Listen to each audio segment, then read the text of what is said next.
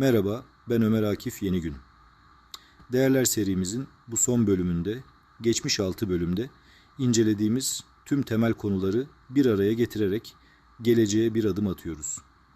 Küreselleşme, dijital çağın etkileri, bireycilik ve toplumculuk arasındaki gerilim, ahlaki görecelik ve anlam arayışları ışığında modern toplumun temel ihtiyaçlarını karşılayacak yeni bir değerler sistemini nasıl oluşturabiliriz? Bu bölümde hızla gelişen dünyada bireyin özgürlüğünü, toplumsal sorumluluğunu, etik değerleri nasıl yeniden tanımlayabileceğimizi felsefi bir yol haritası çizerek inceleyeceğiz.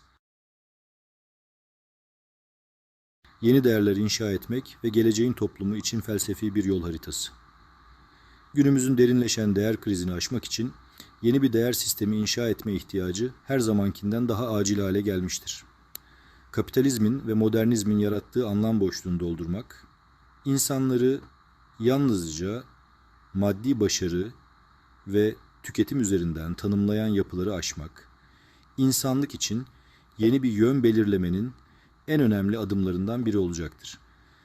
Bu süreç, insani değerlerin yeniden canlandırılması ve toplumsal dayanışmanın güçlendirilmesiyle mümkün olabilir. Hangi değerler geleceğe rehberlik edebilir? Felsefi bir çerçevede ele alındığında toplumun geleceği için temel alınabilecek değerler birkaç ana eksende şekillenebilir. İnsanın içsel değerine vurgu. İnsanı sadece üretkenliği ya da maddi başarılarıyla değerlendiren bir toplumsal yapının yerine insanın özündeki değeri kabul eden bir anlayışa yönelmeliyiz. Kant'ın insanlar araç değil, amaçtır sözü burada temel bir ilkedir. Her bireyin sadece varoluşundan ötürü değerli olduğu, onurunun ve haklarının korunması gerektiği bir anlayışın yaygınlaştırılması, geleceğin toplumlarını daha adil ve kapsayıcı kılabilir. Dayanışma ve topluluk ruhu, kapitalizmin bireyciliği, yücelten yapısı, toplumsal bağların zayıflamasına ve yalnızlaşmaya neden olmuştur. Buna karşılık, gelecekte toplumsal dayanışma ve işbirliği öncelik haline gelmelidir. Yalnızca bireysel çıkarlar değil, ortak iyilik için hareket eden HD'nin toplumlar inşa etmek, topluluk ruhunu yeniden canlandırabilir.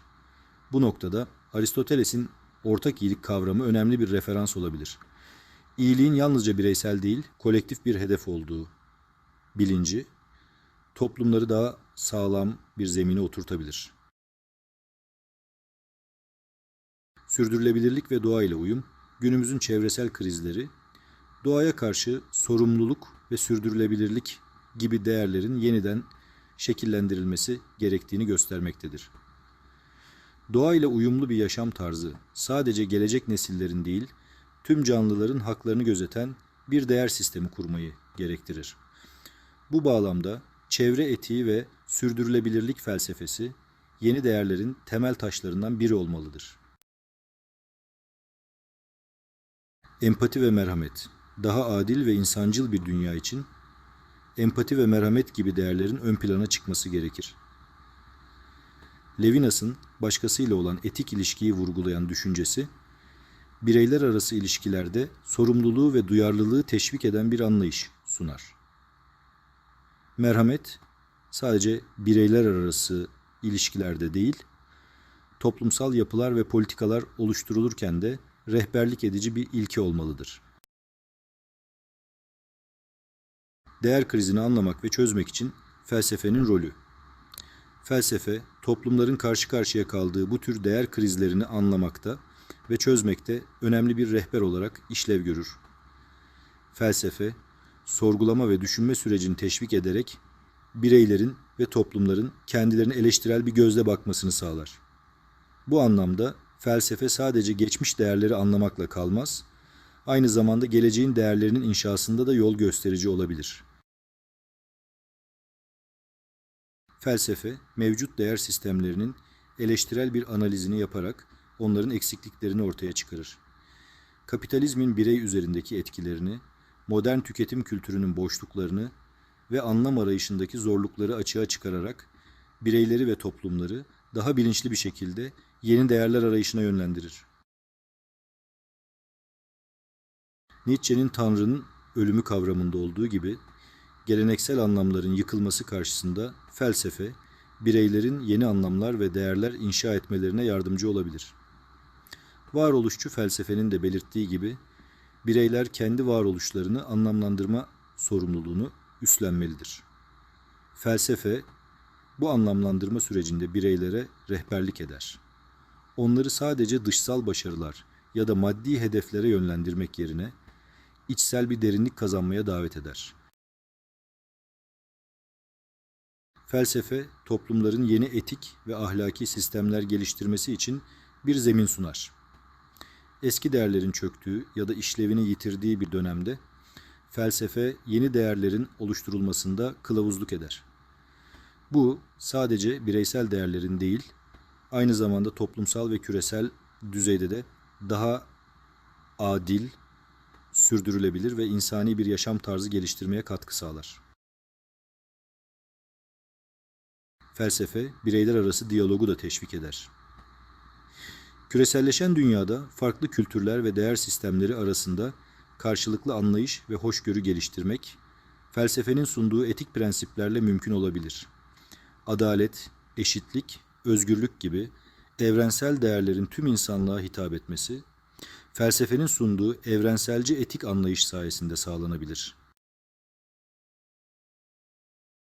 Geleceğin toplumlarının ayakta kalabilmesi ve insanların anlam arayışlarını sürdürebilmeleri için yeni değerlerin inşası kaçınılmazdır. Bu yeni değerler, insanın özündeki değeri kabul eden, toplumsal dayanışmayı ve çevresel sürdürülebilirliği ön plana alan, empati ve merhamet gibi insani değerleri yücelten bir anlayışa dayanmalıdır. Felsefe, bu süreçte eleştirel düşünme, anlam arayışı ve değerlerin yeniden tanımlanması gibi işlevleriyle yol gösterici bir rehber olacaktır. Sonuç olarak insanlık, geçmişin deneyimlerinden ders alarak yeni bir değer sistemini inşa etmek zorundadır. Bu sistem sadece bireylerin değil, tüm toplumların ve dünyanın ortak iyiliğini gözeten bir temel üzerine kurulmalıdır. Felsefenin sunduğu derinlik ve rehberlik ile bu yeni değerler inşa edilebilir ve insanlık daha anlamlı, daha adil ve daha sürdürülebilir bir geleceğe adım atabilir. Serimizin sonuna geldik. Geçmiş bölümlerde küreselleşmenin, dijitalleşmenin, bireycilik ve toplumculuk arasındaki dengelerin, ahlaki görecelik ve anlam arayışlarının günümüz değerlerini nasıl şekillendirdiğini birlikte inceledik. Şimdi geleceğe bakarken toplumsal sorumluluklarımızı göz ardı etmeden bireysel özgürlüğü koruyabilen, ahlaki değerleri güçlendiren ve kültürel çeşitliliğe saygı duyan bir değerler sistemi inşa etme yolundayız. Dileriz ki bu yolculuk hepimize daha sağduyulu, adil ve birbirimizi anlayarak bir arada yaşadığımız bir gelecek için ilham versin. İnsanlığın evrensel değerlerle iç içe, daha sağlıklı, huzurlu ve dayanışma dolu bir toplum inşa edebilmesi dileğiyle.